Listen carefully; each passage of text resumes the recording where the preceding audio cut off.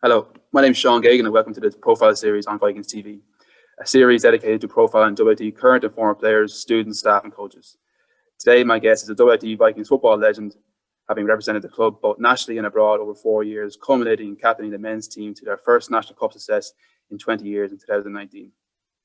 An ever-popular figure with staff and students on WIT campus, he graduated from WIT with an honours level degree in business and is currently working as a commercial analyst for ESB Networks. Welcome, Cormac Breslin. How are you, Brezzy? Good, Sean. Thanks for having me on.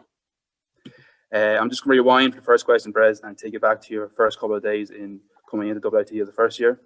What was your overall experience like in the first couple of months in WIT, and how did you get involved in sport? In the first couple of months, it was exciting being in college. Kind of waiting.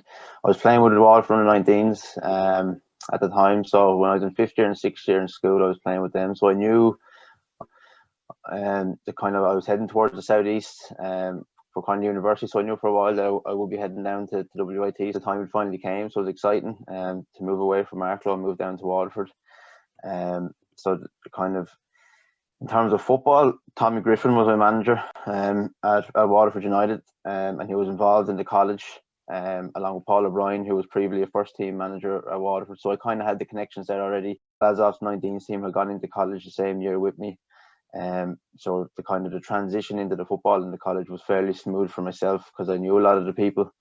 I know it's not as easy. Guys maybe coming down from the Midlands, I might not know people. But in terms of how the college kind of portrayed the football, the first 2 days, clubs and societies was all over the college. So Tommy Griffin was around and he was recruiting. So it was easy for me to make the transition across into college football. Coming in as a younger player into the college team with older players, more senior players in a different environment, what did you learn that maybe benefited you in years to come as a kind of senior leadership player? In terms of coming in as a younger player,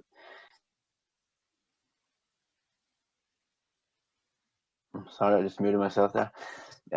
New to the college league, there wasn't that many older players on the team, if I remember correctly. The year I came in, there kind of seemed to be a lot of us. There was about 8 or 9 of us that all came in. So there was only a couple of older players, but I'm kind of what they passed down to me and what Paul, who would be managing, in the college a while then, kind of passed down that the college league, it's as good, nearly as League of Ireland standards. You had the likes of Carlow, UCC, UCD. I think at the time it was nearly their full League of Ireland team. That as younger players, it's great to be, if you want to be in the shop window for League of Ireland, if you have aspirations of playing in League of Ireland, to be playing in the college league, especially in the Premier Division, it's brilliant to put yourself in the shop window. So that's the kind of message that came down to us from the manager, from the senior players. Just kind of, it's kind of League of Ireland's 19 standard, but in terms of physicality, it's a step up. So we just had to get ourselves physically ready for the games, and I definitely brought that, through the years with me. The college league can be, it can be quite competitive, and it is physical. You then went on to have great success, specifically with the futsal team, winning 3 national championships from 2015 to 2017 and qualifying for the European University Games in Poland in 2015. What was it like to represent your college and country at such an elite level? Yeah, the futsal is a funny one, but it's a memorable one as well. I didn't even know there was a futsal league before I came into the college. Paul O'Brien said one day after a training session, look, there's a futsal tournament coming up. Does anyone want to play in it? A couple of us put our names forward. It's just looking for the day off college, really. It's like going back to secondary school mentality. You're just looking for the day off college. And we headed to Carlow. I remember the bus leaving Waterford on the morning of it, and I think we were up outside Conor Code's house picking him up, or we're up that direction picking someone up, dragging him out of bed to come and play with us. So we had no aspirations of doing anything, just heading up to Carlow for the day off college. And we ended up beating Carlow, who had won it 2 or 3 years previous. So when we knocked them out, we kind of said, look, is there something that we can do here? And we headed up to Sligo. I think we headed up to Sligo about 2 weeks later, again, just buzzing for the trip up. Got put up in a nice hotel, overnight trip, all that. And we ended up going on to win it, and we never expected to win it. We had good technical players. Futsal, the technical game, it's not so much physical. although we did bring a physical element to it, which some of the colleges didn't like.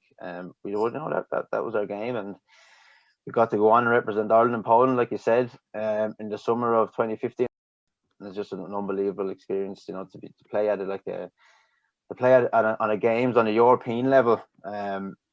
Was a really good experience. And I was only talking to Niall, who was on the team at the time, today, and we're still talking about the trip and the things that happened to this day. So it is a memory that will live long with us.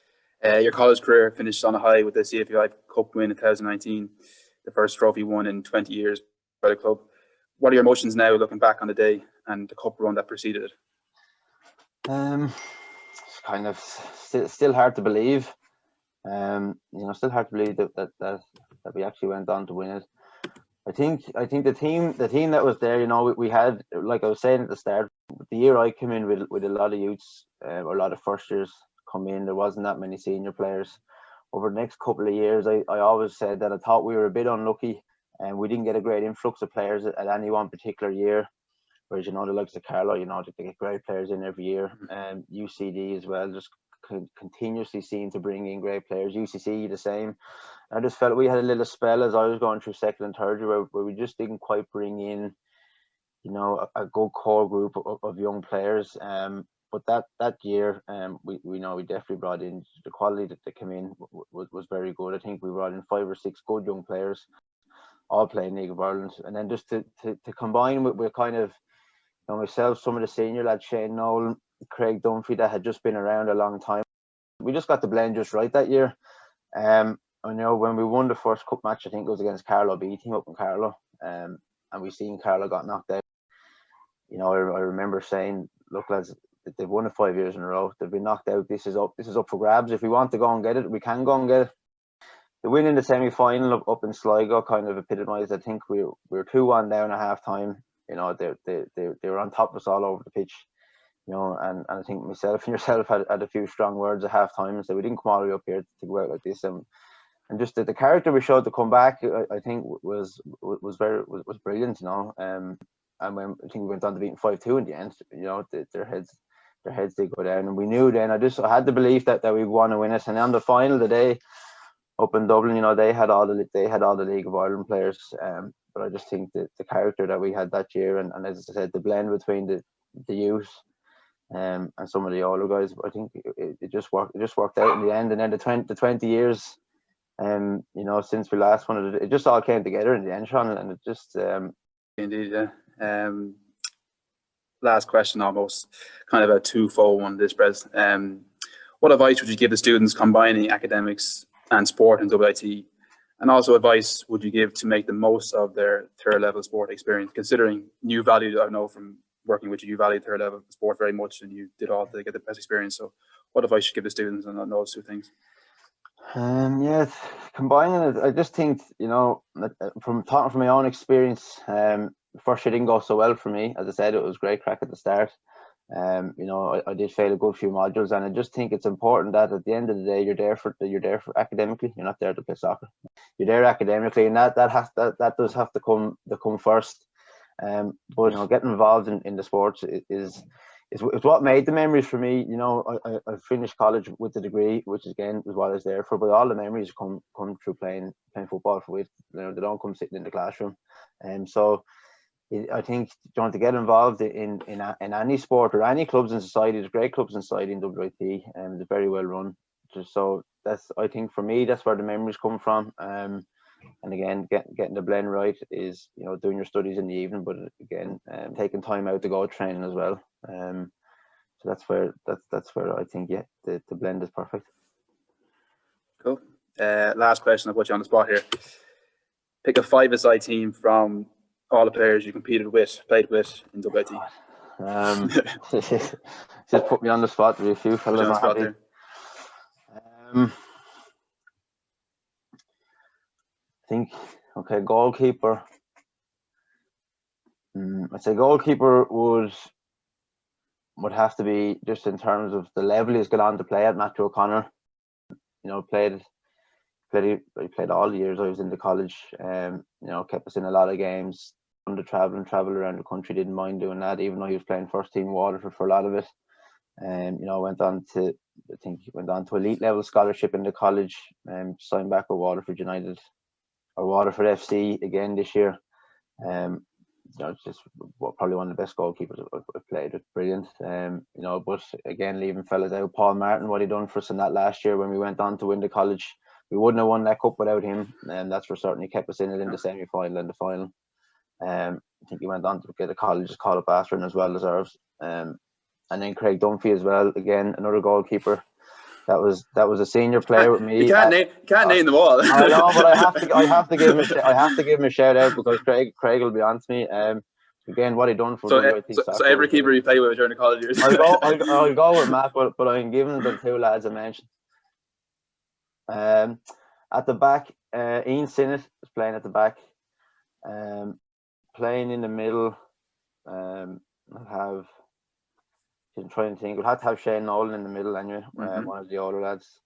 And I need someone technical in there, so I'm going to go with Jack Larkin. Technically brilliant. So, just, you know, I'd seen him play before he came into the college, but when he came in, I was surprised at the technical level. He was on a different technical level to us and to a lot of the people that we played with.